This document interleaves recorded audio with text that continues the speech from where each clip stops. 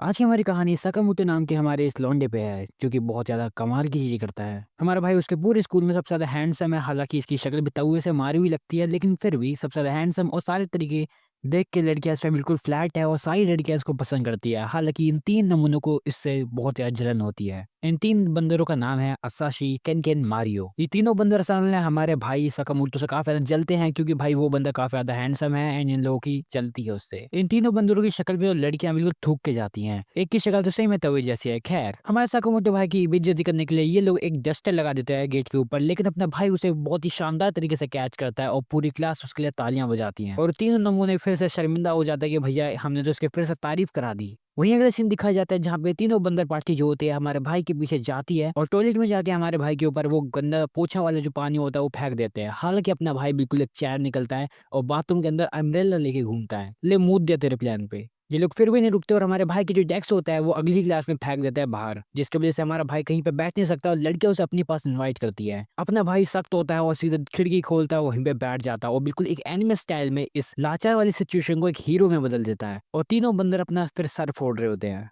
अब इन तीन नमूनों के पास और कोई रास्ता नहीं बचता और ये लोग सोचते हैं कि अब ये लोग साकामोटो को मारेंगे। और अगले ही दिन जब हमारा भाई डेस्क साफ कर रहा होता है, जैसे वो बर्तन धो रहा होगा, उन तीन नमूनों का एक चमचा आता है और हमारे भाई को कहता है कि तुम्हें एक लैब में बुला रहे हैं। सकामोटो सोचता है कि भैया शायद टीचर बुला रहे होंगे, एंड जैसे वो लैब में जाता है वो तीनों उसे अंदर खींचते हैं और हमारे भाई सकामोटो की असल में पूरी इज्जत निकालने लगते हैं। वो लोग सोचते हैं कि भैया पहले से मारेंगे, फिर वो सोचते हैं कि नहीं, असल में ऐसे करते इसकी हेकड़ी निकालते हैं पहले। बहुत हीरो बनता है ना, आज इसकी हीरोगिरी निकालेंगे। तब वो लोग सोचते ही चलो भाई इसको तो भाई इसकी इज्जत खोलते हैं, उसके बाद उसके फोटो लेते हैं, बाद में लड़कियों को दिखाएंगे। ऐसी अबला नारी वाली हरकतें करते टाइम इन लोगों को पता चलता है कि असल में लैब में तो असल में आग लग गई है एंड बाहर कोई दरवाजा खुल नहीं रहा, क्योंकि बाहर तो स्टिक कौन जो है पहरा दे रहा है। ये लोग सोचते हैं कि चलो भाई किसी को कॉल करके बुला लेते हैं, लेकिन उसका फोन ही डेड हो जाता है। सकामोटो सोचते हैं किन नमूने के साथ मैं फंस गया यार, लेकिन हमारा सकामोटो जो होता है इस चीज को अपने हाथ में लेता है और वहां पे नाचना शुरू कर देता है। तीनों नमूने सोचते हैं कोई बंगाली वाला लड़का होगा, किसी को जादू टोना करके इसे बुझा देगा आग को, लेकिन असल में ये लोग तो टीचर को बुला देते हैं ऐसे हल्ला करके। इनको ऐसे नाचते हुए देख टीचर भी बोलता है अभी इन पे मात आ गई क्या।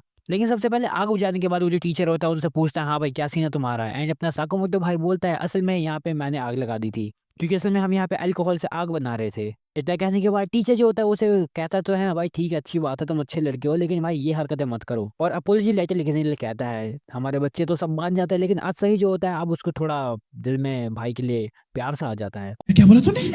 और ये लोग अपनी डिफीट जो है वो मान लेते हैं कि भैया ये लोग साकामोटो से हार गए, और हर कोई जो होता है इस बात से एग्री करता है। और इसी के साथ इन तीनों नमूनों की हमारी भाई के साथ दोस्ती हो जाती है एंड ये लोग अब फिर से हमारे भाई को परेशान नहीं करने वाले। वहीं जब सीन शिफ्ट होता है हमें दिखाया जाता है हमारे साकुमोटो को जो कुछ जा रहा होता है घर की तरफ, लेकिन रास्ते में उसे एक चिड़िया मिलती है जो कि इस तूफान के रास्ते में उससे आगे जा रही होती है एंड इन दोनों के बीच में ये कॉम्पिटिशन हो जाता है। हालांकि इस तूफान की कॉम्पिटिशन में आगे से काफी सारी चीजें आ रही होती है, दोनों एक दूसरे से बच रहे होते हैं इन चीजों से, लेकिन वो जो बड़ होती है उसे ये चीज लग जाती है एंड वो सीधे पानी की तरफ गिरने शुरू कर देती है। हालांकि साकुमोटो उसे बचाने के लिए कूद जाता है पर चिड़िया आसमान में चली जाता है, लेकिन साकुमोटो अपने छतरी का यूज करके आसमान की तरफ जाता है और उस बर्ड को पकड़ लेता है।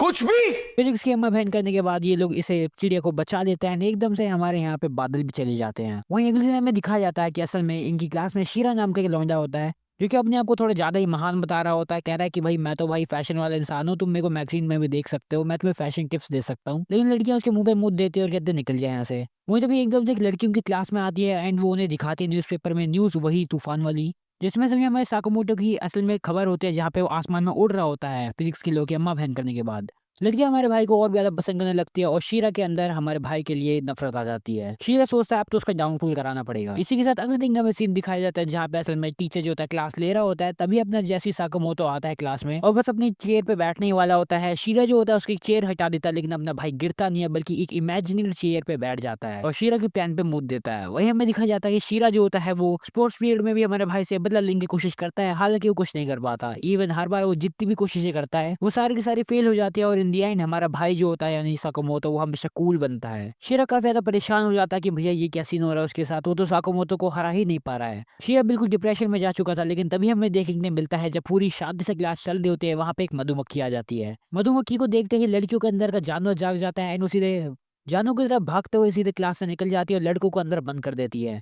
लड़कियों के जाते ही हमारे इस टीचर का भी बीएलए वाला रूप बाहर आ जाता है, जहाँ पे वो सभी लड़कों को उनकी टी शर्ट निकालने के लिए कह देता है। सब लोगों की फटी हुई होती है, लेकिन हमारे भाई के ऊपर जैसी मधुमक्खी आके बैठती है, शीरा उस मधुमक्खी को मारने के लिए हमारे भाई के ऊपर हमला करता है। हालांकि हमारा भाई बच जाता है और शीरा के ऊपर ही वो बदल की मधुमक्खी आने लगती है। मधुमक्खी जैसी हमारे शीरा पे हमला कर रही होती है, हमारा भाई साकुमोतो उसे बचाता है। वो अपनी स्पेशल जापानीज चॉपस्टिक वाली टेक्निक का यूज करके उसको बाहर फेंक देता है और भी ज्यादा कूल बन जाता है। वहीं अगला सीन दिखाया जाता है जहाँ पे अपना जो साकुमोतो होता है वो जाता है एक ट्री पे, जहाँ पे वो एक बर्ड से मिलने जाता है, लेकिन वो बर्ड बाहर नहीं आती। साकुमोतो बस अपने भाई उसके बारे में सोच ही रहा होता है, तभी उसे देखने में मिलता है उसकी क्लास का एक बंदा कीबोर्डो, जो कि असल में किसी को पैसे दे रहा होता है। साकुमोतो जाता है और पूछता है कीबोर्डो से कि आगे क्या सीन है भाई तुम्हारा। कीबोर्डो हमारे साकुमोतो भाई को बता देता है कि असल में बुलीज को वो पैसे दे रहा था और कुछ नहीं। कीबोर्डो बड़ा ही एटीट्यूड में सारी अपनी कहानी बताता है, लेकिन अपना साकुमोतो कहता है ओ सो सैड, इतना कह के निकल जाता है। कीबोर्डो सोचता है कि ये बंदा भी बस मजे लेने आया था और उसको कोई मदद नहीं करनी, लेकिन तभी अपना भाई कहता है चलो ठीक है इसे साथ में सॉल्व करते हैं। क्योंकि कीबोर्डो असल में हमारे साकुमोतो भाई को ये बताता है कि असल में जितना भी पैसा उन बुलीज को वो दे रहा है वो सारा उसकी मॉम से वो मांगता है, वो भी फीस के नाम पे कि कभी मेरे को ये लेना है कभी वो लेना है। साकुमोतो और कीबोर्डो दोनों एक ही साथ ज्वाइन कर लेते हैं मैकडॉनल्ड्स को। उनकी जो मैनेजर होती है वो हमारे भाई साकुमोतो को लगाती है काउंटर वाली जगह पे, क्योंकि हमारे भाई की शक्ल थोड़ी सी तवे से अच्छी है, तो ऑफ कोर्स वो उसे रख सकती है वहां पे, और अपने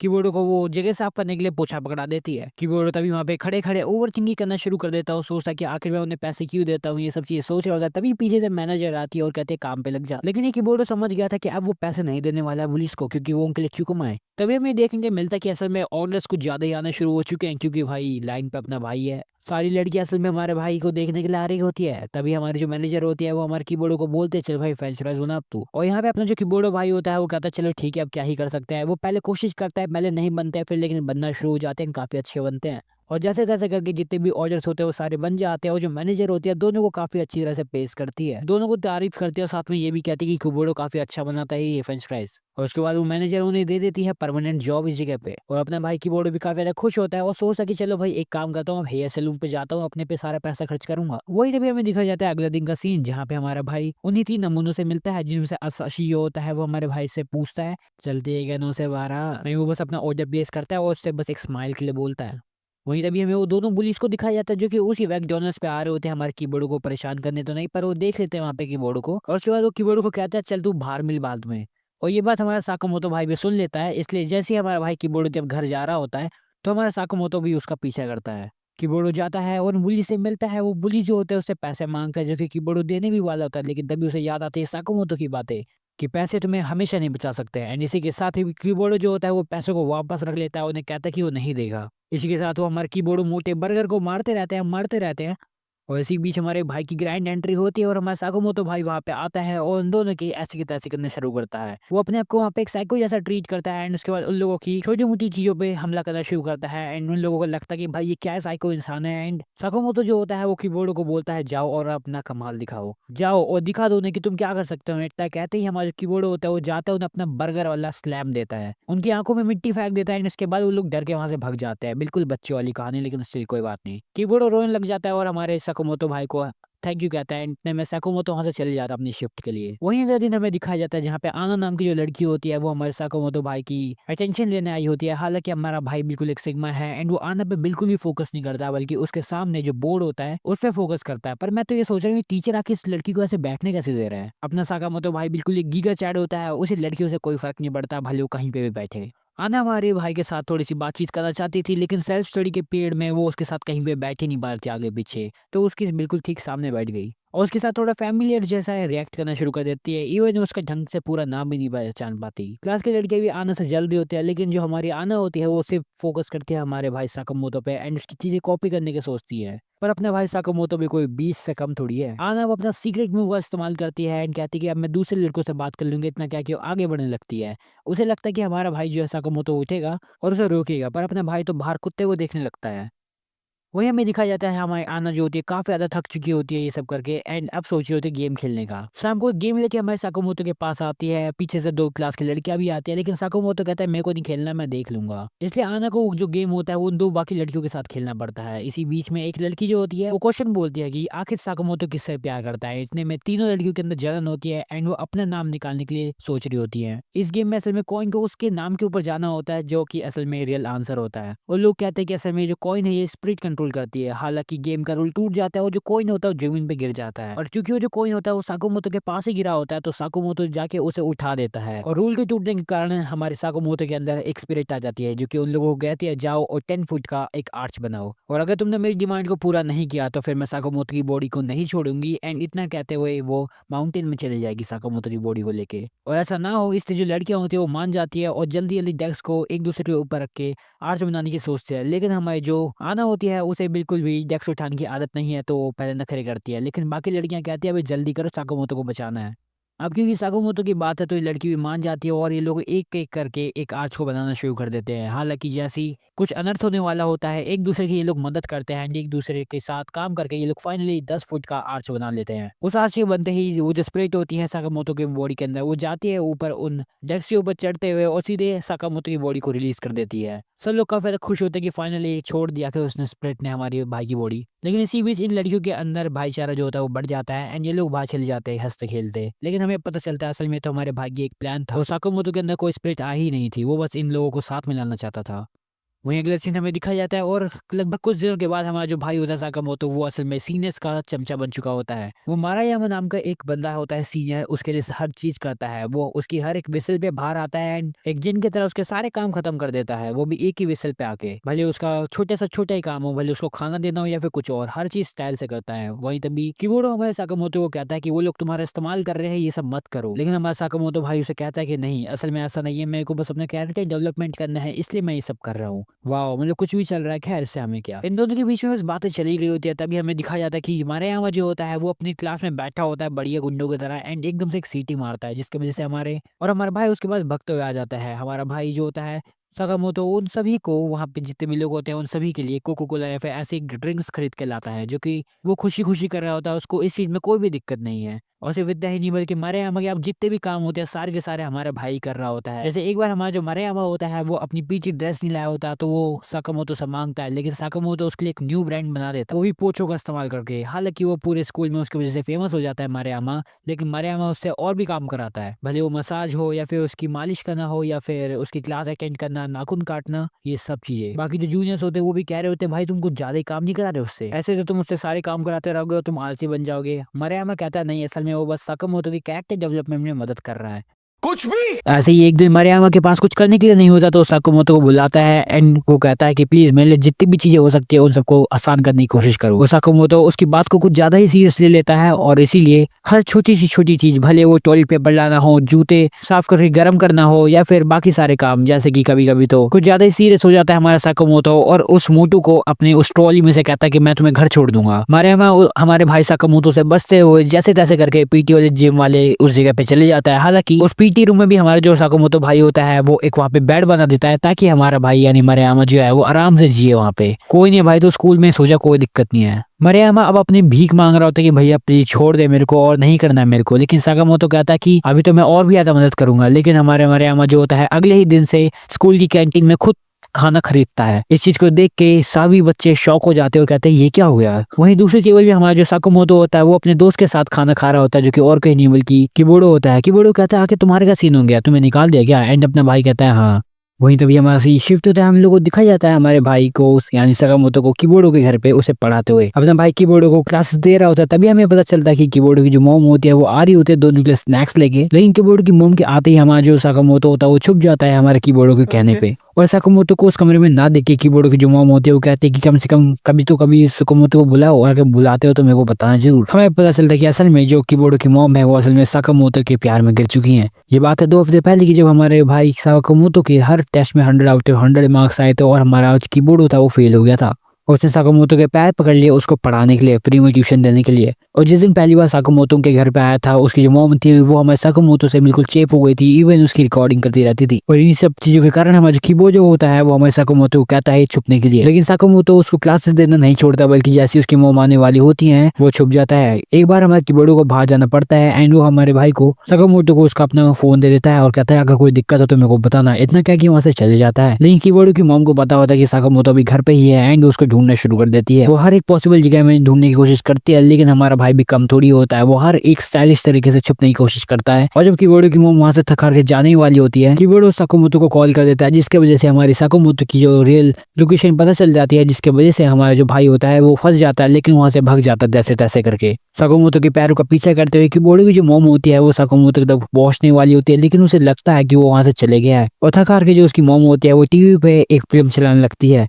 वो भी साकुमोटो वापस जरूर आएगा इसी याद में। साकुमोटो बस वहीं पे छुपा होता है और जैसी मूवी खत्म होने वाली होती है, साकुमोटो बाहर आता है और कीबोर्डो की मॉम जो होती है उसके ऊपर कूद जाते हैं, लेकिन अपने भाई ने पहले एक रिकॉर्डिंग कर ली होती है जो कि वो उस डीवीडी प्लेयर में सीडी डाल के चला देता है। और कीबोर्डो की मॉम को लगता है कि असल में ये है असली साकुमोटो जो कि इस टीवी के अंदर है, क्योंकि साकामोटो जो था वो असल में टीवी के पीछे कूद गया था और इस आंटी को लगता है कि असल में ये टीवी के अंदर आ चुका है। कीबोर्डो की मॉम काफी ज्यादा रोने लगती है एंड ये चीज कीबोर्डो देखता है। एंड इसके बाद से कभी भी कीबोर्डो की मॉम जो है वो हमारे भाई से उस दिन के बाद मिल नहीं पाई, क्योंकि उस दिन से हमारा साकामोटो जो भाई है वो हमारे कीबोर्डो को उसकी लाइब्रेरी में ही पढ़ा रहा था। वहीं अगले दिन हमें दिखाया जाता है जहाँ पे हमारा जो स्कूल का टीचर होता है वो बस स्कूल का गेट का दरवाजा बस बंद ही करने वाला होता है, क्योंकि टाइम जस्ट होने ही वाला होता है। लेकिन तभी उसकी नजर पड़ती कि भैया बस 1-2 मिनट रह रहे हैं गेट बंद करने को, एंड वो गेट बंद करने ही वाला होता है। हालांकि उसको नजर आता है कि सामने से साकामोटो आ रहा है जो कि हमेशा लास्ट सेकंड में आता है और टीचर के चूल्हे होते हैं, क्योंकि उसे साकामोटो को डांटने का मौका नहीं मिला था कभी। हालांकि अपना साकामोटो बैम्बू लेके आ रहा होता है ताकि वो जल्द से जल्द ऊपर से कूद जाए गेट के और वो उसे रोक पाए, लेकिन पीटीआई जैसे ऐसे करना ही वाला होता है। तभी साकामोटो असल में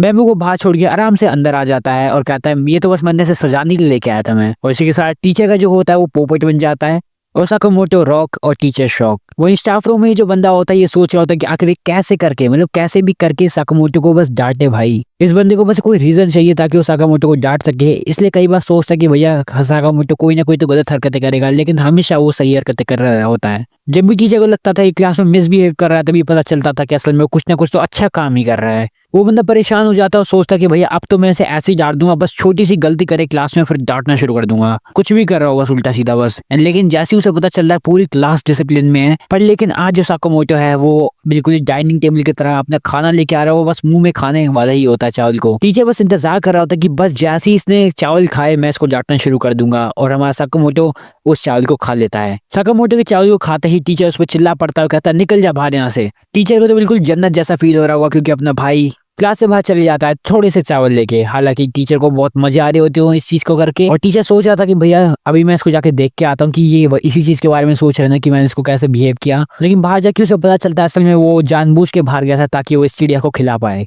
अब इतनी प्यारी चीज देखने के बाद हमारा जो टीचर होता है उसको खुद पे शक होने लगता है कि भाई मैंने सही तो किया था ना। भले बंदा बाहर से खुश हो लेकिन अंदर से रो रहा होता है वो। वहीं तभी अगले दिन हमें दिखाया जाता है वो जो टीचर होता है काकुजो वो बाहर ही खड़ा होता है ताकि वो देख सके कि दोबारा आ रहे बंदा। लेकिन इस बार ये जो टीचर होता है बिल्कुल गेट के सामने खड़ा हो जाता है, कहता है कि आजा भाई पहले तू ही आ जा। लेकिन अपना जो भाई होता है उस टीचर के पैर को नीचे निकल जाता है और सीधे भाग जाता है। टीचर को गुस्सा आता है और कहता है सीधे क्लास में निकल जाइयो। वहीं तभी सीन फिर से शिफ्ट होता है, हम लोग को दिखाया जाता है आर्ट रूम का सीन, जहाँ पे जो टीचर होता है वो बोलता है कि तुम लोग अब पेयरिंग कर लो एंड एक दूसरे की शक्ल बनाओ। सभी लड़कियों के अंदर का चीता जाग जाता है एंड सीधे भगते हो जाते हैं हमारे साकामोटो के पास। लेकिन वो देखते हैं वहाँ पे आईना पहले से वहाँ पे बैठी हुई है एंड साकामोटो ने उसका पेयर वाली रिक्वेस्ट एक्सेप्ट कर लिया एंड अभी एक दूसरे का स्केच बना रहे हैं। यहाँ पे ना ये सोच रही होती है कि भैया साकामोटो ने उसको इसलिए चुना क्योंकि वो सबसे ज्यादा खूबसूरत है, पर एज वी नो कि हमारा साकामोटो जो है वो चैड है, उसे लड़कियों से इतना फर्क पड़ता नहीं है। साकामोटो अपनी पिक्चर्स को दिखाता है उस लड़की को एंड वो लड़की बिल्कुल शॉक हो जाती है क्योंकि वो बिल्कुल फल जैसा लग रहा था कुछ। उसको शॉक लग जाता है, वो सोचती कि क्या ये मेरे को ऐसे सोचता है, लेकिन हमें पता चलता है असल में एक एंजल की पिक्चर होती है, लेकिन ये लड़की ही गलत साइड से देख रही थी। एंड उसके बाद एना जो होती है काफी ज्यादा खुश हो जाती है और सारी लड़कियां हमें साकामोटो को बोलते हैं कि उसका स्केच बनाया। वही हमें पता चलता है कि असल में स्कूल में आग लग गई है और जो काकुजो टीचर होता है इन लोगों का वो उन्हें सबको नीचे बुलाता है ग्राउंड में। अपना लौंडा जो होता है वो सभी को एक लाइन में लेके नीचे आ जाता है बिल्कुल स्कूल की डिसिप्लिन में रख के।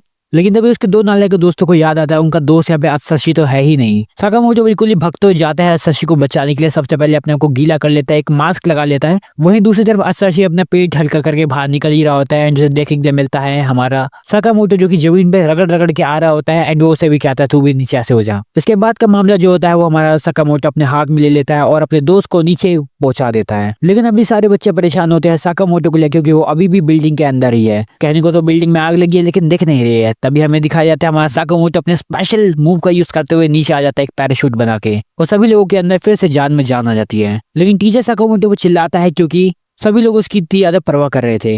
सीन शिफ्ट होता है, हमें दिखाया जाता है समर ब्रेक का टाइम जब सब लोग मजे कर रहे होते हैं। इवन ये 3 नमूने भी, ये 3 नमूनों ने असल में एक गड्ढा बनाया होता है या फिर कहेंगे एक ट्रैप, जहाँ पे साकामोटो बस सामने से आ ही रहा होता है, ये लोग छुप जाते हैं। वैसे सरप्राइजिंग वाली बात यह है कि असल में साकामोटो अभी भी अपने स्कूल यूनिफॉर्म में ही होता है, क्योंकि अभी वैसे भी समर ब्रेक चल रहा है। इन लोगों ने सोचा तो नहीं था कि भाई साकामोटो उनके ट्रैप में फंस जाएगा, लेकिन वो फंस जाता है। लेकिन कुछ ऐसा होता है कि साकामोटो उसके बाद से कभी निकलता ही नहीं, मतलब मिलता ही नहीं उन लोगों को। लेकिन उस गड्ढे में गिरने के बाद अपना भाई जो होता है मिलता ही नहीं है। कीबोर्डो से जाके ये लोग पूछते भी है कि आखिर भाई तेरे को पता है साकामोटो कहाँ है, ये बंदा भी जानता नहीं होता है। तो ये 3 नमूने कुछ ज्यादा परेशान हो जाते हैं और सोचने लगते हैं कि भैया अब तो इसे ढूंढना ही पड़ेगा, कहीं तो कहीं ना होगा। ढूंढते ढूंढते लगभग 3 दिन से ज्यादा हो चुके होते हैं और अभी तक इन लोगों को साकामोटो नहीं मिला होता है। ये लोग जाते हैं और आपस की जगहों से और ज्यादा पूछने की और इन्फॉर्मेशन लेने की कोशिश करते हैं। इन लोगों को ये पता होता है कि साकामोटो ने स्कूल यूनिफॉर्म पहन रखी थी और इसी की मदद से वो लोग पूछते हैं। एंड कुछ लोगों को पता भी होता है।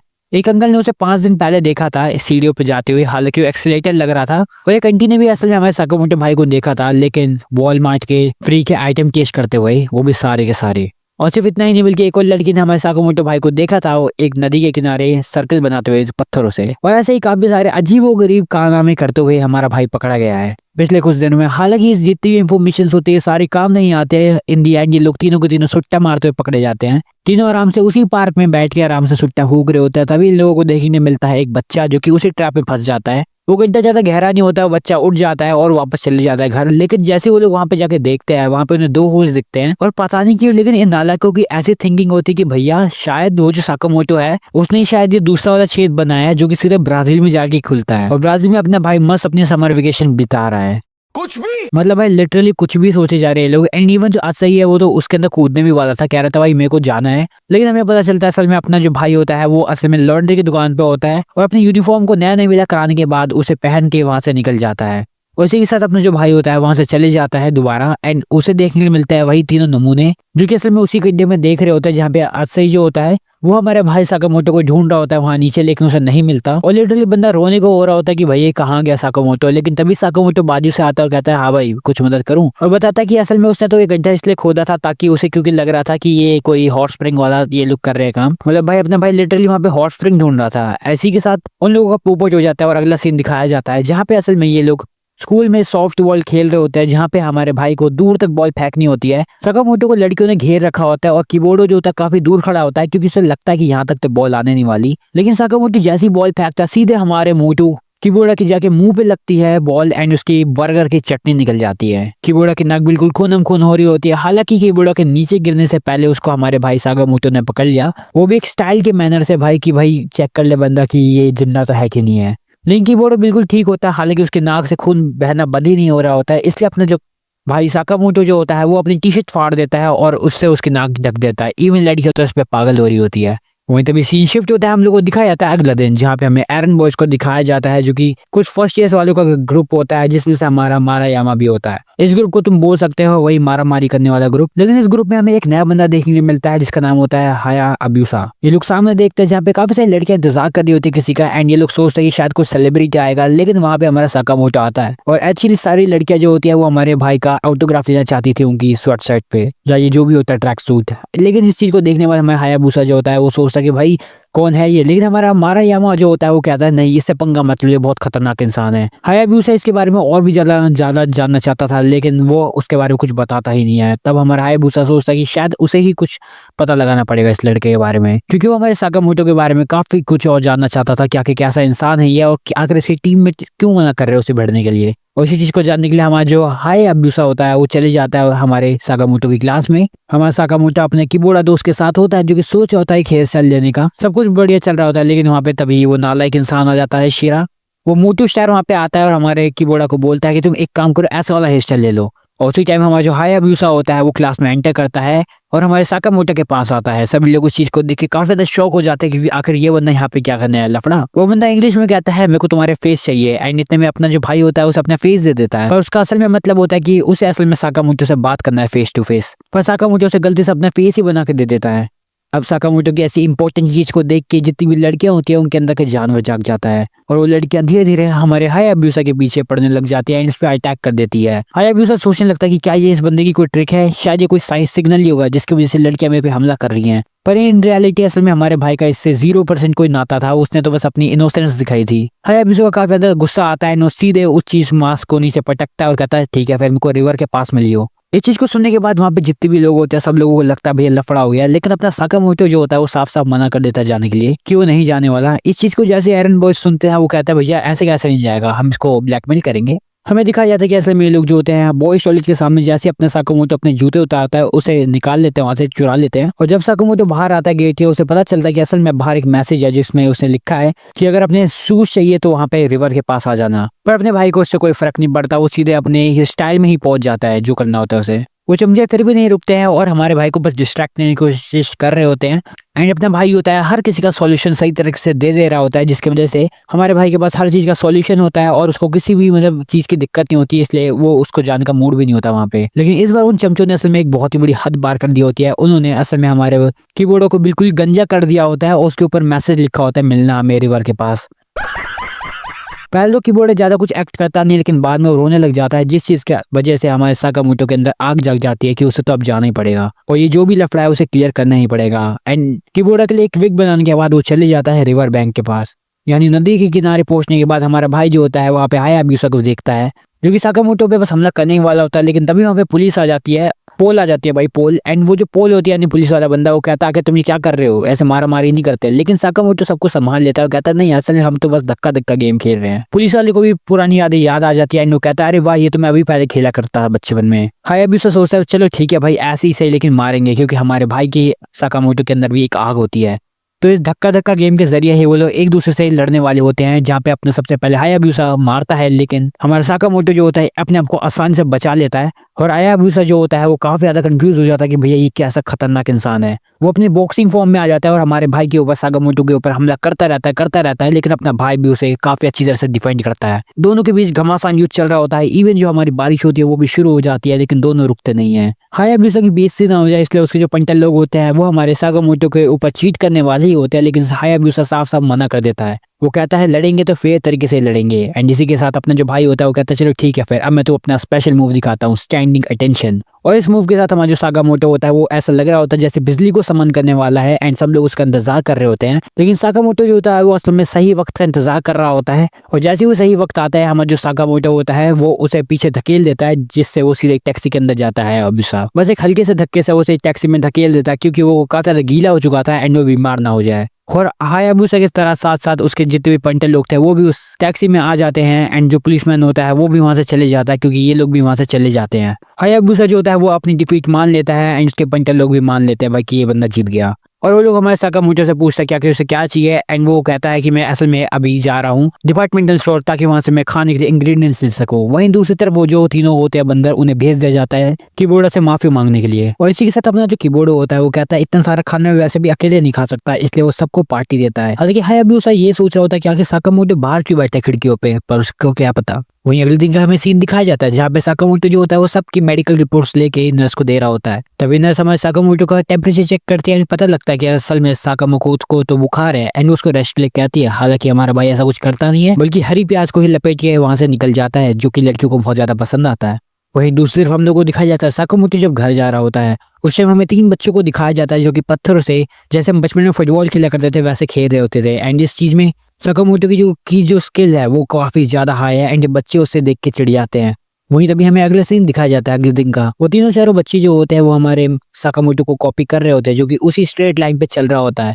ये चीज को देख के वो काफी ज्यादा उससे इम्प्रेस तो होते हैं कि भैया कैसे चल रहा है, लेकिन तभी बीच में एक अंकल भी आता है जिसे साकामोटो उछल के पार कर लेता है और बाकी बच्चे भी वैसे ही करते हैं। ये 3 पंटर लोग जो होते हैं ये हमारे साकामोटो के साथ साथ साथ चल रहे होते हैं, लेकिन इन दी एंड ऐसी जगह आते हैं जहाँ पे लाइन खत्म हो चुकी थी। साकामोटो जो होता है टॉयलेट पेपर निकालता है एंड उसके ऊपर चलना शुरू करता है और इसी के साथ ये लोग एक स्टोर पे पहुंच जाते हैं जहाँ पे असल में उस लड़की की जो मम्मी होती है वो वहीं पे होती है। तो वो बच्चे जाने से पहले हमारे भाई का एक बार ऑटोग्राफ ले लेता है और ये सारे काम निपटाने के बाद अपना जो भाई होता है वो चले जाता है अंदर, जहाँ पे उसे मेगुमी नाम की लड़की मिलती है जो कि उसमें स्पाई कर रही होती है और क्लास फर्स्ट की सेकंड रिप्रेजेंटेटिव भी है। ये असल में इस लड़की को असल में हमारे भाई पे काफी बड़ा क्रश है, लेकिन वन साइडेड क्रश है, एंड इसलिए ये हमारे भाई की फोटोज लेती रहती है। लेकिन एक दिन ऐसी फोटोज को देखते टाइम, कल की पिक्चर्स को देखते टाइम उसे एक भूत जैसी चीज मिलती है हमारे साकामोटो के पीछे, जो कि उसे हर बार परेशान करने की कोशिश कर रही होती है। ये चीज हमारी मेगुमी जानती तो होती है एंड हमारे साकामोटो को बताना भी चाहती है कि उसके ऊपर काफी बड़ा संकट है, लेकिन उसे नहीं पता। मेगुमी कोशिश तो कर दिया बताने की, लेकिन तब वो रुक जाती है क्योंकि उसे पता है कि उसके पास फोटोज है, लेकिन मेगुमी उन फोटोज को दिखा नहीं सकती क्योंकि फिर वो ऐसे स्टॉकर कहलाएगी और वो ऐसा नहीं चाहती कि वो अपने ही क्रश के सामने ऐसे बेइज्जत हो जाए। साकामोटो को काम होता है तो साकामोटो वहां से निकल जाता है,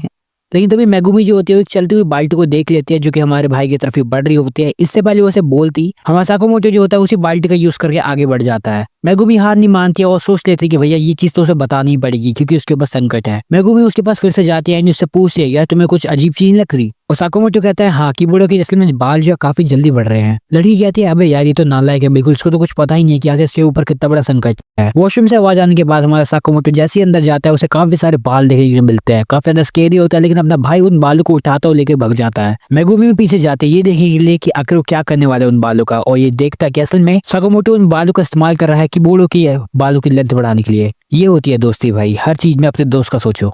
मेगुमी को समझ नहीं आ रहा होता कि आखिर वो अब करे तो क्या करे, इसलिए वो लास्ट में जाती है और हमारे कीबोर्डो को जाके बता देती है सारी बातें। और इन दी एंड हमारा जो कीबोर्डो होता है वो सारी चीज जानने के बाद मेगुमी से ये फैसला कर लेता है कि भैया अब कुछ करो या ना करो तुम्हें फोटो तो दिखानी पड़ेगी। इसके अलावा तो उसको भी नहीं पता कि आखिर क्या किया जा सकता है।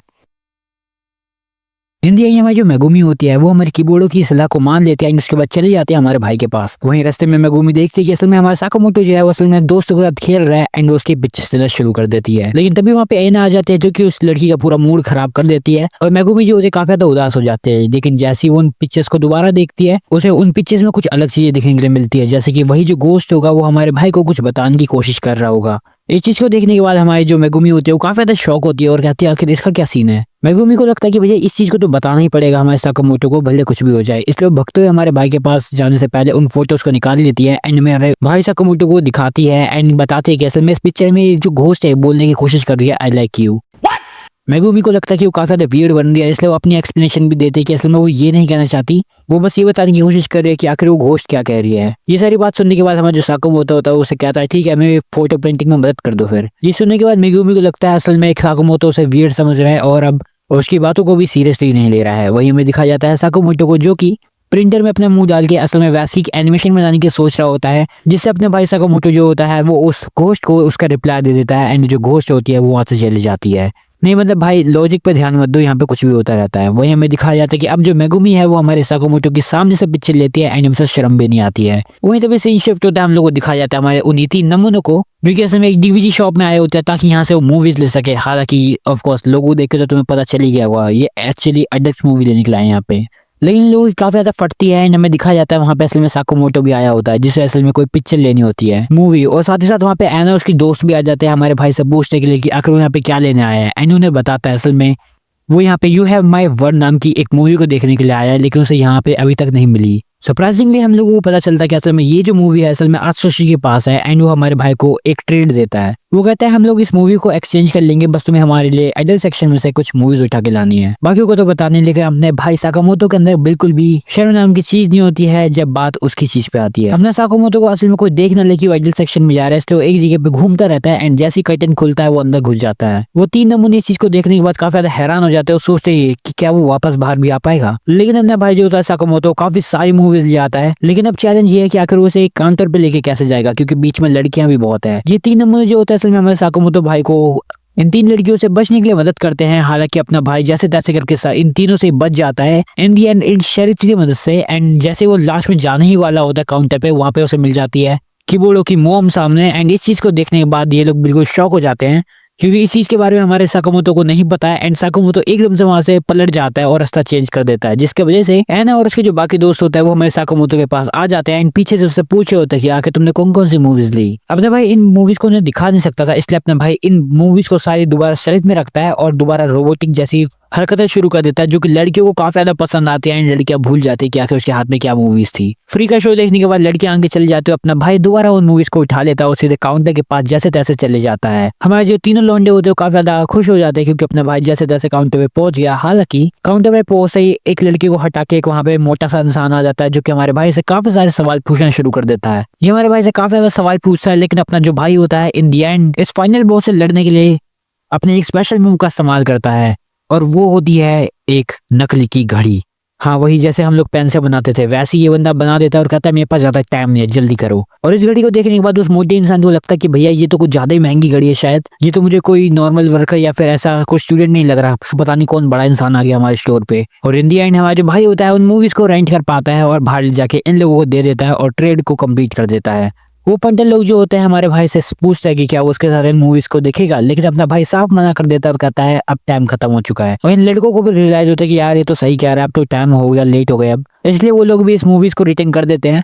वो सी शिफ्ट होता है उस दिन जिस दिन होने वाला होता है स्पोर्ट्स कंपटीशन। बाकी सारी पूरी क्लास को यकीन होता है कि वो लोग जीतने ही वाले हैं क्योंकि साकामोटो के पास काफी बढ़िया स्किल्स है। हालांकि जो शीरा होता है उन सब के कॉन्फिडेंस की अम्मा बहन कर देता है, ये कहते हुए कब तक छुप के रहोगे हमारे साकामोटो के पल्लू के पीछे, कम ऑन बॉयज खड़े हो और दिखा दो लड़कियों को कि तुम भी कुछ कर सकते हो। संदीप महेश्वरी की तरह स्पीच देने के बाद अपने भाई जो होता है सभी लड़कों को ये बता देता है कि भैया अब हम लोग क्या करने वाले हैं, साकामोटो को गिराने वाले हैं। हाँ सही सुनो तुम लोगों ने, ये लोग अपनी ही क्लास के बंदे को निपटाने वाले हैं, अपनी ही क्लास के बंदे को निकालेंगे ताकि वो बंदा जीते ना और इन लोगों का नंबर लग जाए। और इन लोग यही करते भी है। इवन जब हमारे साकामोटो की बारी आती है अपने बर्गर निकालने की, यानी वही जो पन्नी में होता है इन लोगों का कोई गेम होता है, तब वो हमारे जैसे भाई निकाल रहा होता है, वो निकलता नहीं है इसलिए अपने जो भाई होता है वो घूमने लग जाता है। तभी साकामोटो की टीचर को याद आती है टेक्निक जो कि असल में क्रोकोडाइल यूज करता है, अमेज़न के जंगलों में रहने वाला। वैसे तो उस ब्रेड को निकालने के लिए बस खींचना होता है, लेकिन यहाँ पे अपने भाई को इतनी मेहनत करनी पड़ी इन लंगूरों के कारण। लेकिन इन लोगों से ये भी नहीं हो पा रहा था, इसलिए अपने भाई को इन पे तरस आ जाता है, इन अपना भाई इन्हें अपना बन दे देता है, जिसको देखने के बाद लड़कियां और आंटियों दोनों को रोना आ जाता है कि आखिर हमारा पति या फिर दामाद क्यों नहीं है, मतलब अलग ही चीज चल रही है। वहीं अगले गेम में हमें दिखाया जाता है इन लोगों को असल में एक टावर बनाना होता है, जैसे कि हमारे यहाँ जन्माष्टमी में होता है। हमारा जो साकामोटो भाई होता है उसे सबसे ऊपर जाना होता है, लेकिन शिरो और उसके जो दोस्त होते हैं वो सोचते हैं कि असल में वो बैलेंस बिगाड़ देंगे और हमारे लौंडे साकामोटो को नीचे गिराने के बाद उसका पोपट बना देंगे। हालांकि पोपट तो इनका बन गया क्योंकि अपना भाई हिला भी नहीं वहां से, बल्कि एक मर्द की तरह वहीं पे खड़ा रहा, बिल्कुल एक चैड की तरह। और लड़कियों को एक और रीजन मिल गया हमारे साकामोटो को प्यार करने का। वही हमें अगला गेम दिखाया जाता है जो कि होता है रिले रेस, जिसमें असल में हमारे साकामोटो को गिर जाता है और आगे भाग नहीं पाता क्योंकि असल में शीरा ने उसके शूज जो होते हैं उन्हें बांध दिया होता है एक साथ। लेकिन भाई अपना साकामोटो भाई मिक्स ब्रीड है, वो हमेशा कभी भी जानवर भी बन जाता है कभी इंसान भी बन जाता है और बिल्कुल चीते की तरह भगते हुए जाता है रिले रेस को कम्प्लीट करने के लिए।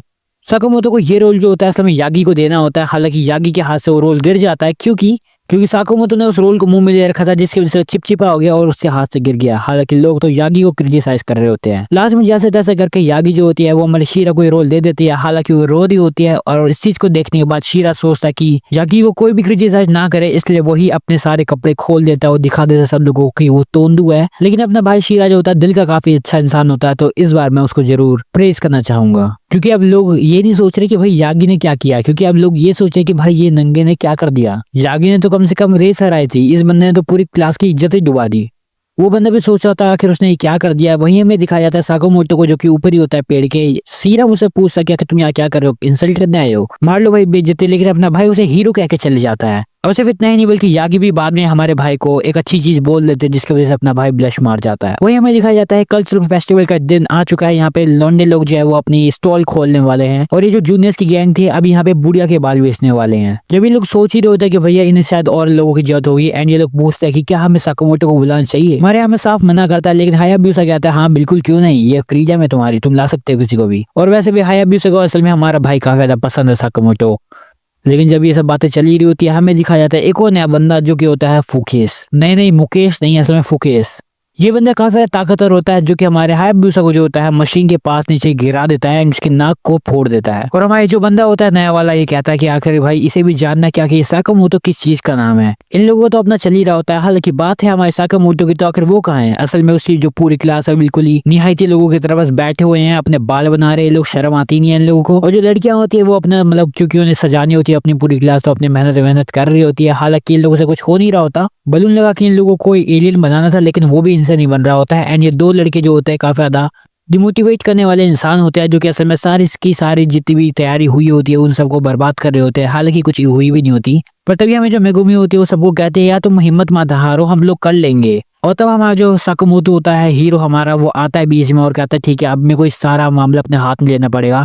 वो सबसे पहले उस एलियन जैसी चीज को ठीक करने के लिए उस पर्दे से उसे ढक देता है ताकि वो एक येटी जैसा लगे। लेकिन इससे भी चीजें बस खत्म नहीं होगी क्योंकि अभी उन्हें और भी ज्यादा काम करना है, जैसे कि हीलियम वाले बलून। ये तो सीलिंग से नीचे आने नहीं वाले, इसलिए ये लोग जो होते हैं बाकी बची कुछ जो बैलून्स का इस्तेमाल करते हैं एंड कुछ ना कुछ चीजें बनाने की सोचते हैं। लेकिन अपना भाई साकुमोटो जो होता है वो बाहर से एक झाड़ू वाला लाता है चीज एंड उससे सर्कल्स में बना देता है उन हीलियम वाले बलून को भी, जो कि काफी ज्यादा अच्छा लगता है उनकी क्लास में। इन लोगों की पूरी क्लास से नालायक है, पता नहीं क्या क्या बनाती रहती है। इन लोगों ने लैम्प का पता नहीं क्या ही कर दिया। वो दो इंसान तो हंसी रहे होते हैं जो कि सही भी है, और कहते हैं लड़कियों को भी तुमसे कुछ नहीं हो सकता, ना साकामोटो इसका कुछ कर सकता है। पर अपना भाई साकामोटो जो होता है वो उस चीज को यानी उस लैम्प को असल में एक एलियन यूएफओ जैसा बना देता है।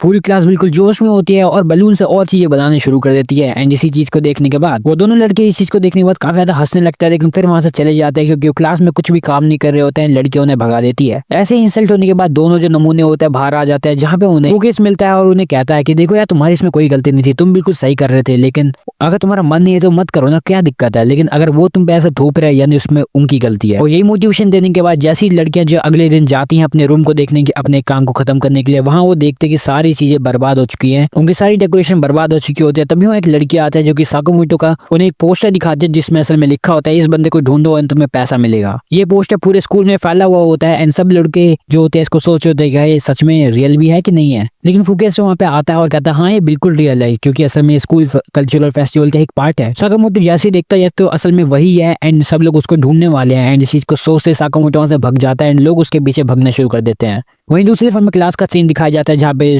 बॉयज एंड गर्ल्स दोनों काफी निराश होती हैं, सोच रहे होते हैं कि आखिर अब क्या करना है एंड एक दूसरे को ब्लेम कर रहे होते हैं। दोनों में से किसी को नहीं पता होता कि आखिर ये किसने किया है। हालांकि यहाँ पे ये लोग ये सोचते हैं कि आखिर साकामोटो है कहाँ और आखिर वो दोनों लड़के भी कहाँ है, लेकिन वो दोनों लड़के वहीं पे आ जाते हैं और न्यू बैलून्स लेके आते हैं। ये कहते हुए कि उन्हें पता चला कि असल में उनकी क्लास में बिल्कुल बर्बाद हो गई है एंड न्यू बैलून की जरूरत है, इसलिए ये लोग लेके आ गए। अब स्टूडेंट्स ये सोच रहे होते हैं कि आखिर हमारा साकामोटो का है, क्या वही तो नहीं है जिसने असल में ये सब किया है। वहीं दूसरी तरफ साकामोटो जो होता है वो अपनी जान को खेलते हुए यहाँ से भाग रहा होता है और एकदम से ड्रामा रूम में चल जाता है। उन सभी लोगों से बचने के बाद वो एक पेड़ के एक रोल करने लगता है वहां पे एंड वहां पे हमें फुकेस मिलता है जो कि लोगों को बोलता है जब उन पेड़ों में देख के आओ उनने पक्का वो को होगा। तभी वहां पे हमारा हायाबुसा आ जाता है, उसके बंदे आ जाते हैं एंड हमारे भाई को बचा लेते हैं एंड उसको अपने पास पर्सनली मिलाने के लिए बुलाते हैं। ये लोग जानते हैं कि असल में फुकेस से पंगा ले रहे हैं जो कि असल में एक मर्डरर भी है। ये सब जब बातें हुई रही होती है तभी वहां पे अपना भाई भी आ जाता है साकामोटो के वहां पे आने के बाद ये लोग बताते हैं कि असल में ये लोग जिससे भिड़ रहे हैं वो है फुकेस। प्रोनाउंसिएशन में थोड़ी दिक्कत है, तुम लोग देख लेना। हमें पता चलता है असल में फ्यूकेस जो है असल में 30 साल का इंसान है एंड थर्ड ईयर में फेलियर रह चुका है। 2 डिवोर्स हो रखे भाई साहब के और ये बंदा जो है असल में बच्चों को यानी फेमस बच्चों को पकड़ाने में मदद करता है और उनकी रेपुटेशन को बर्बाद करने में। ये सारी हिस्ट्री सब बताने के बाद ये लोग सोच लेते कि अब ये पंगा ले रहे हैं तो ढंग से ही लेंगे। तभी हमें दिखाया जाता है वो लोग बोलते हैं हमारे भाई को साकामोटो को सीधे क्लास में जाने के लिए। क्लास में ही पहुंचते सब लोग सोचते हैं कि साकामोटो अभी तक कहाँ था एंड लोग सब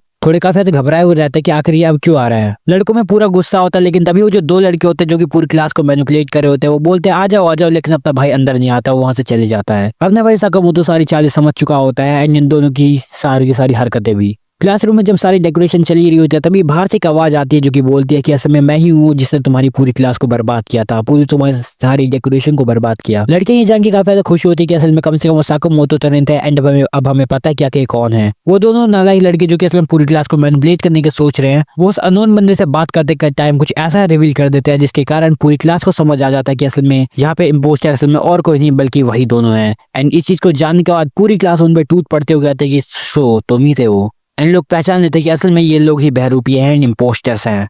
इन दोनों का भांडा फूट चुका था तो ये लोग सोचते हैं कि भाई उस बंदे को भी नहीं बख्शेंगे एंड उस अननोन पर्सनैलिटी को रिवील कर देते हैं। और वो अननोन बंदा और कोई नहीं बल्कि हमारा भाई साकामोटो ही था, वो भी बस हीलियम की वॉइस से अपनी वॉइस को चेंज कर रखा था।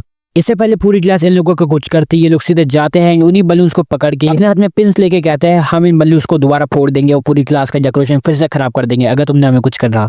माहौल काफी ज्यादा गर्म हो चुका था एंड इसी बात पे हमारा जो साकामोटो होता है वो सामने आता है और इन बैलून्स का जवाब वो एक अपनी बैलून वाली गन से देता है। वो उन दोनों लड़कों को वार्निंग देता है कि अपने हाथ ऊपर कर दो और इस सब चीजों को छोड़ दो वरना मैं शूट कर दूंगा। वो लोग कहते हैं तू पागल है क्या, हमें क्या नहीं पता कि ये नकली बैलून की गन है, लेकिन हमारा भाई शूट करके दिखा देता है कि असल में रियल गन है। साकामोतो ने फिर से कहता है अपने हाथ ऊपर कर दो, लेकिन वो लोग कहते हैं ये बस एक तुक्का था। लेकिन हमारा साकामोतो भाई फिर से 2 बलून्स को और फोड़ के दिखा देता है और उन्हें कहता है ये तो गलती से निशाना मिस हो गया था, अब दोबारा नहीं होगा। इसी के साथ हमारा साकामोतो भाई जीत जाता है और हम लोगों को पता चलता है कि असल में हमारा जो कीबोर्ड है वो असल में सन का यूज करके उन बैलून्स को फोड़ रहा था और वो बैलून गन बैलून ही था, बस और कुछ नहीं। बहुत बुरी तरह से हार जाने के बाद ये दोनों लड़के जो होते हैं ये हार मान लेते हैं, दोनों अपनी गलती को मान लेते हैं और बताते हैं कि असल में काफी ज्यादा जेलस थे उन लोगों के ऐसे टीम वर्क की तरह काम करने पे, और आखिर ये लोग कितना ज्यादा फन कर रहे हैं ये सब काम करके, और साथ ही साथ उस फ्यू केस के इन्फ्लुएंस में भी थे ये लोग, जिसकी वजह से इन लोगों ने ये सारा कांड किया। पर ये लोग माफी मांगते हुए कहते हैं कि हम प्लीज इस चीज को दोबारा करना चाहते हैं, हमारी मदद करो, हमें तुम्हारी मदद करनी है। इन दी एंड हमें पता चलता है कि असल में इन लोगों के पास बैलून और हीलियम दोनों खत्म हो चुका है, इसलिए अपना भाई एक न्यू आइडिया के साथ आता है जिसमें ये लोग एक नए तरीके से रिप्रेजेंट करते हैं अपनी क्लास को। वहीं तो सीन शिफ्ट होता है, हम लोग को दिखाया जाता है इन तीनों लड़कियों को जो कि आराम से बैठ के बाहर जाके अपना खाना खा रही थी। मेगुमी और उसकी जो दोस्त होती है वो साथ में बस बात कर ही रहे होते हैं, तभी हमें दिखाई देता है हमारे भाई को साकामोतो को जो कि असल में अपने खाने से डील कर रहा होता है उस टाइम। हमारे साकामोतो को ये तीनों लड़कियां देख रही होती है और तभी हमारी मेगुमी बताती कि आखिर वो पहली बार साकामोतो से कैसे मिली थी। ये बात है जब हमारी जो मेगुमी थी वो एक एंट्रेंस एग्जाम देने गई थी एंड उसके हाथ जो रहे थे वो बिल्कुल कांप रहे थे एंड वो काफी ज्यादा नर्वस थी, उसको ठंड लग रही थी एंड तभी उसकी जो इरेजर होती है वो जमीन पे गिरती है एंड जैसे उसे उठाने वाले होते हैं अपना भाई साकामोतो जो होता है वो बस मेगुमी को छूने ही वाला होता है, लेकिन उसकी इरेजर उठा के अपना इरेज करने के बाद मेगुमी को वो वापस कर देता है और इतने फास्ट रिएक्शन से हमारी जो इरेजर होती है बिल्कुल गर्म हो जाती है और हमारी मेगुमी को वो आज भी दिन याद है एंड उसके पास आज भी वो इरेजर है। वही हमारी जो मीचा नाम की जो लड़की होती है वो भी अपनी स्टोरी बताती है कि आखिर वो साकामोतो से कैसे मिली थी, कि एक बारिश का दिन था उसकी छतरी मुड़ गई थी, वो निराश थी, लेकिन जैसे वो अपने बाजू में साकामोतो को देखती है जिसकी छतरी भी मुड़ चुकी थी, लेकिन वो बिल्कुल भी निराश या उदास नहीं था बल्कि इसको एक जीत के जैसा ले रहा था एंड उस दिन से मीचैन को बारिश जैसे मौसम से प्यार हो गया। वाह क्या बेहुदा कहानी थी, लेकिन स्टिल जो भी है ठीक है। कभी वो तीसरी लड़की काना होती है वो अपने बारे में बताती है कि जब वो अपनी एंट्रेंस एनिवर्सरी से अपनी बस बुक्स लेके आ ही रही होती है तभी उसे रास्ते में उसकी जितनी भी बुक्स होती है वो गिर जाती है एंड लेकिन अपना भाई साकामोतो उन बुक्स को एक लड़की की तरह पकड़ लेता है, एक प्रिंसेस की तरह उन सभी बुक्स को, एंड ये उसके लिए वो बेस्ट दिन था जब वो पहली बार हमारे साकामोतो से मिली थी। लड़कियों के लिए ये सारी मेमोरीज काफी ज्यादा बढ़िया थे एंड उनको इस चीज को याद करते ही काफी ज्यादा अच्छा लगता है। जब लोग ऐसी बातें कर रहे होते हैं तभी लोग सामने से हमारा कीबोर्ड और साकामोतो जाते हैं, जिसमें से हमारा जो कीबोर्ड होता है वो हमारे साकामोतो से पूछता है तुम्हें याद है वो दिन जिस दिन हम पहली बार मिले थे, एंड हमारा कीबोर्ड ये भी बताता है कि असल में उस दिन उसके हाथ में चोट लगी हुई थी, उसकी उंगली में उसने एक बैंडेज भी लगा रखी थी, हालांकि वो लूज हो जाती है नीचे गिर जाती है, लेकिन अपने जो साकामोतो भाई होता है वो उसे उठाता है और कीबोर्ड की उंगली में पहना देता है एक रिंग की तरह, लेकिन हमारे साकामोतो भाई को बिल्कुल भी याद नहीं रहता एंड उसे सॉरी कह देता है।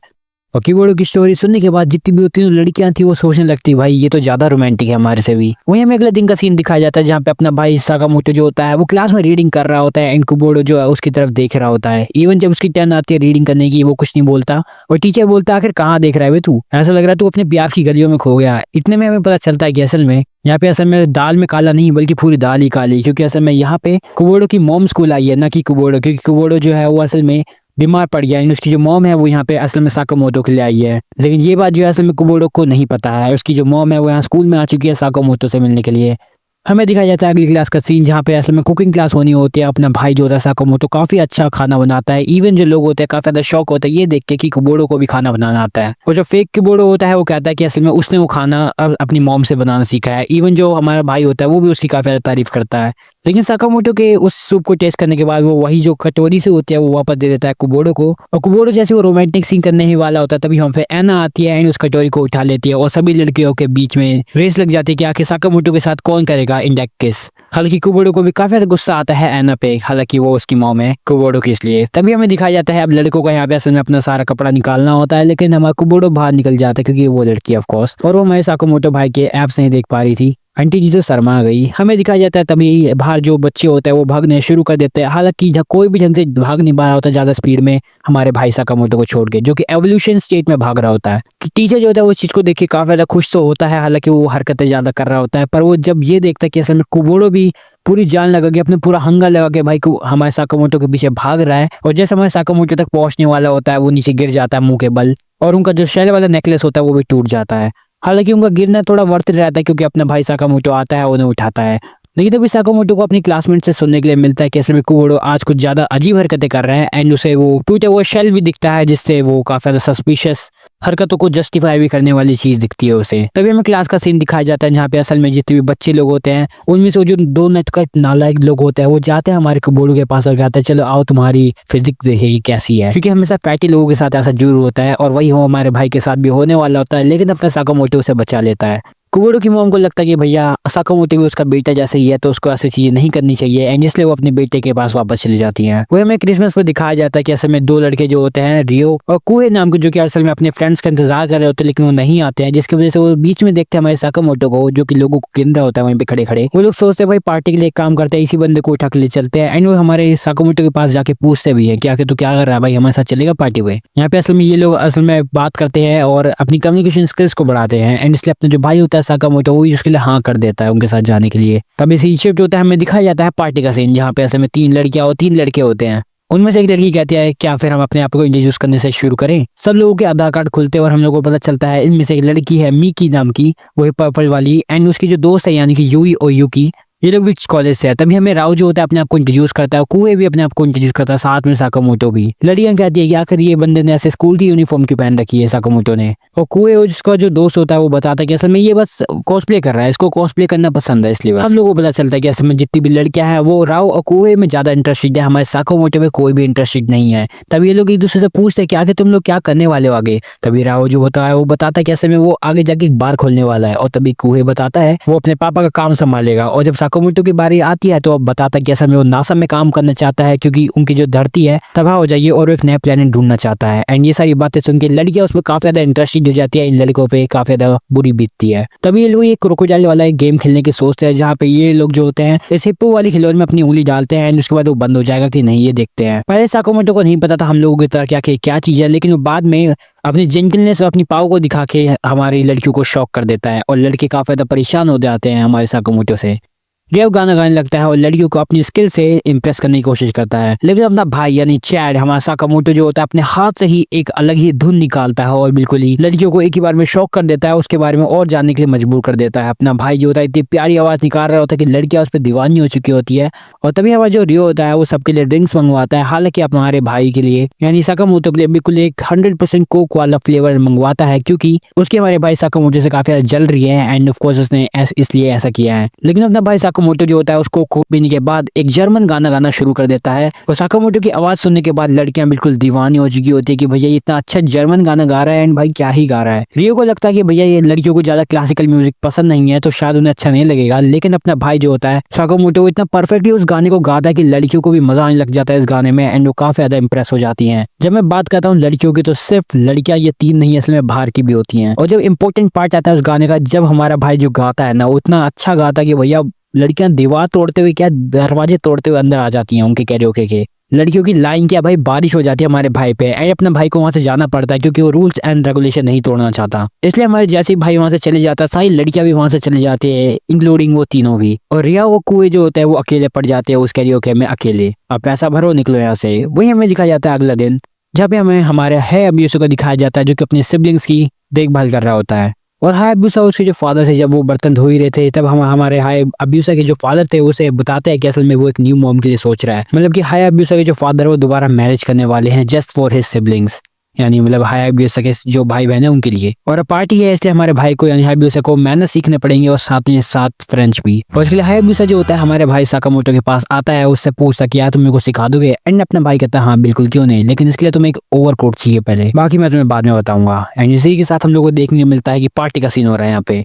यहाँ हमारे हाय अब्यूसा की जो कोट है उसके पीछे हमारा भाई छुपा हुआ है और हाय अब्यूसा के जो हाथ है वो असल में हमारा भाई ही चला रहा है। तभी हाय अब्यूसा की जो न्यू मोम होने वाली होती है वो उनसे पूछती है हमारे हाय अब्यूसा से क्या कि ये इतना मस्कुलर क्यों है। हमारा भाई बताता है कि असल में वो जिम विम जाता है इसलिए ऐसा है। एंड तभी वो पूछते हैं कि क्या ये मारता वारता भी है, लेकिन अपना भाई उसने एक फ्लावर बना के देता है और कहता है असल में मैं पीस के लिए लड़ता हूँ और कुछ नहीं, I have no enemies. And इसी के साथ हमें देखने को मिलता है कि ये पार्टी चलती रहती है एंड इन लोगों को यहाँ पे काफी सारी दिक्कतें भी होती है, जैसे कि हाय अब्यूसा को मशरूम जैसी ये जो चीज है ये खाने का पसंद नहीं है, लेकिन फिर भी उसे खाना ही पड़ेगा क्योंकि असल में उसके सिबलिंग्स की बात है इसलिए वो ऐसे खा ही लेता है इन दी एंड, आखिर वो कितने भी नखरे करे। एंड तभी हमें पता चलता है कि असल में ये सब हो जाने के बाद जो हमारी उसकी जो न्यू मोम होने वाली होती है हाय अब्यूसा की, वो उससे पूछती है कि क्या तुम कुछ फ्रेंच में बोल सकते हो। और हायाबुसा कुछ भी अनसेंट बोल देता है, लेकिन उसका बाद वो उस डिश पे एक एक्सीडेंट लिख लेता है, और वैसे वो और कोई नहीं बल्कि असल में हमारा भाई साकामोटो ही करता है।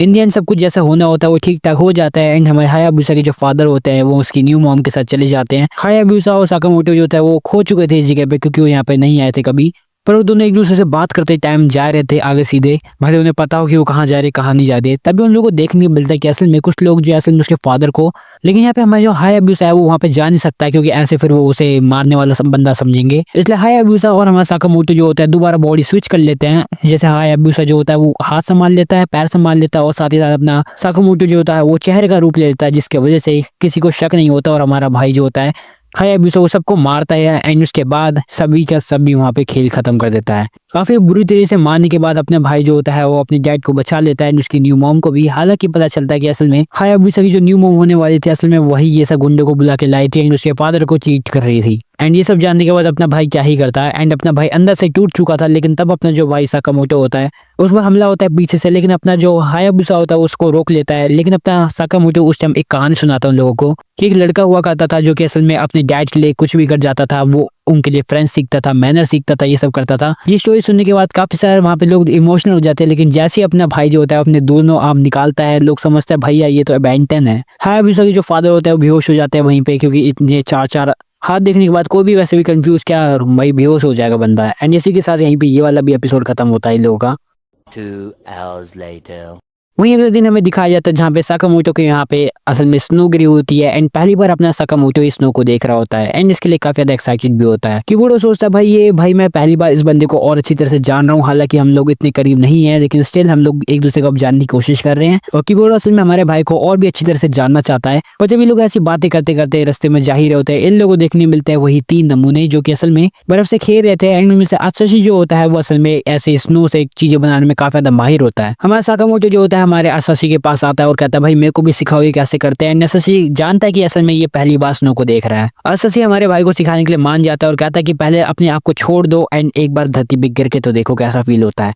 साकामोटो उसका रीजन पूछता है, लेकिन आसाशी कहता है इसका कोई रीजन नहीं है, बस लेट जाओ भाई एंड एंजॉय करो। और जैसे आसाशी कहता है वैसे हमारा भाई साकामोटो भी करता है, एंड एकदम से जैसे गिरता है वो एकदम ह्यूमन डायग्राम जैसा हमें कुछ चीज देखने के लिए मिलती है। लोग चौंक जाते हैं और कहते हैं भाई ये 1 मिनट रुक जाओ, ये तो देखा देखा लग रहा है, क्यों ये बंदा यहाँ पे कोई पिक्चर विक्चर बनाने आया है क्या? ये मतलब ये तो हमें मेडिकल स्टूडेंट में जो वो आसनों वाली जो पिक्चर होती है वो लग रही है भाई। लेकिन इस टाइम हमें जो असली होता है वो सोच रहा होता है कि भैया ये बंदे ने असल में मेरी स्पॉटलाइट छीन ली। वहीं तभी बाद में हमारा जो अर्शशी होता है वो उसे सिखाता है कि आखिर स्नोमैन कैसे बनाते हैं। दोनों स्नोमैन बनाते हैं, अर्शशी का थोड़ा छोटा होता है, लेकिन अपना भाई साकामोटो जो होता है वो एक 10 फुट लंबा एक स्नोमैन बनाता है जो कि बहुत ज्यादा कैड़ा लग रहा होता है। वो स्नोमैन नहीं असल में जेंटलमैन लग रहा होता है। और इस चीज को देखने के बाद सारी स्पॉटलाइट चली जाती है हमारे भाई साकामोटो के पास, और तभी आसाशी के अंदर जलन आती है, एंड तभी वहाँ पे फूकेस आता है, एंड उसे कहता है कि क्या तुम्हें भी ऐसा लगता है कि क्या वो तुम्हारे साथ गलत कर रहा है, वो तुम्हारी बस स्पॉटलाइट छीन रहा है, तो जाओ उसे चैलेंज करो। और भाई साहब ये फूकेस जो है ना भाई ये सबको भड़काता रहता है, एंड हमारे आसाशी को भी भड़का देता है एक डुओ करने के लिए। वो जैसे होता है ना लेडी बग में कि भैया तू जा अकुमा, एंड